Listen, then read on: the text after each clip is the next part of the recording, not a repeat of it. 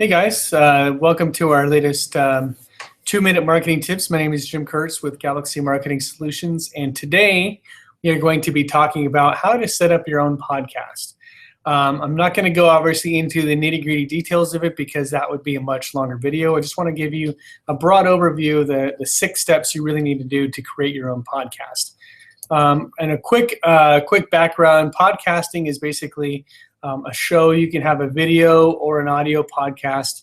In either case, they're basically something that you would create an episode, like an audio recording or a video recording. You can actually upload it to iTunes and have it, or you can even just have it as your own podcast. You don't have to upload it to iTunes, but obviously you'll get a lot more exposure that way. But you just basically create this, you put it on iTunes, and people can download your information.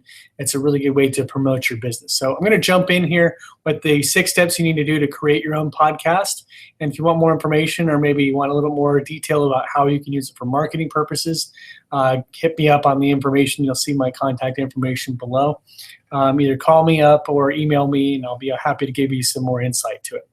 But let's just dive in here. The first step you need to do when you're developing your own podcast is obviously plan your content. You want to research beforehand what you're going to talk about.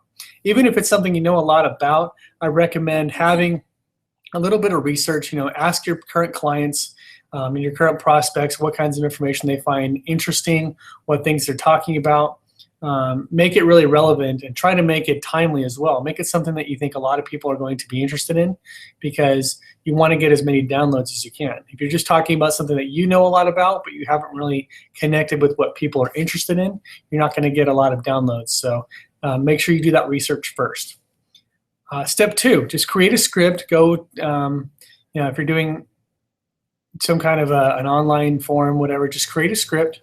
I usually do, in fact, for these broadcasts, I do a little Word file and I just do a few bullet points here. But just create a script of something that kind of highlights the main points that you want to talk about.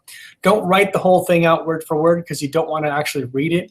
I think if you're reading it, it doesn't sound as live, it doesn't sound as spontaneous, and that will come through in an audio broadcast if you're just reading something. So you want to give yourself just some bullet points to remind yourself of the main points, and then just talk from your own experience, and that's going to give you a good podcast. The next point is record your audio or video. I happen to use GarageBand here on the Mac. You can also use Audacity, and you can do some Google searching and play around with some other files if you have a PC, or if you're not particularly a fan of GarageBand. I like GarageBand because you can actually set up different things as different tracks. So anytime if I make a mistake, I can actually just stop the recording right there, and I can create a new track, and then I can just cut the mistake off the old track and start over again. So it's a nice little piece of editing, and it's pretty easy to use. But just pick your own program and record your audio. Next, you just download. Next tip is just download and export the file to an MP3 if you're doing an audio podcast, or MP4 if you're doing video. And obviously for podcasting, I think it's easiest to start off with audio, but you can do audio or video. Once it's exported, the next point is just create your podcast feed. Now, this can be kind of the tricky part. Not everybody knows how to do it. It can be kind of technical. If you know web programming a little bit, you can just go and do a search about how to create that podcast feed, and you can just kind of copy that, how that works. I actually use a program called Liberated Syndication, or Libsyn, Libsyn. I really recommend it because it's cheap. I think the plan that we use is like $15 a month, and it gives me enough to do about 20 to 25 episodes. It's very easy to use. In fact, let me go back here. I'll share my screen with you guys here. Let me share my screen real quick with you guys here. And I'll go over here to, this is the Liberated Syndication screen here. As you can see, this is the main dashboard. You can actually just, under the content, I can just add new episodes. I can look at my previously published episodes. Here's some of the stuff that we've done. And I can go in and edit these and do quick edits on them. I can also look at analytics and stats. It's a really, really nice tool. And here's some just basic stats of some of the stuff that we've done with our podcast. So it shows you how many downloads, and you can see all the different stats. So Liberated Syndication is a very nice program. I like it. So I definitely recommend definitely recommend that for beginners. If you don't know a lot about web programming, that will help you out a lot and make it really easy to get up and running fast.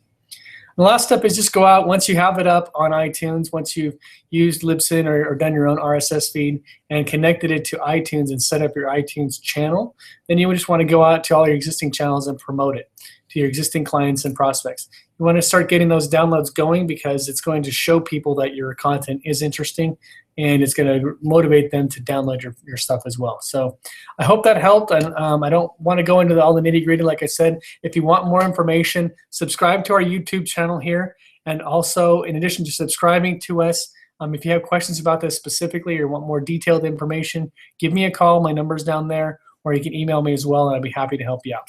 That's about it, guys. Have a great day.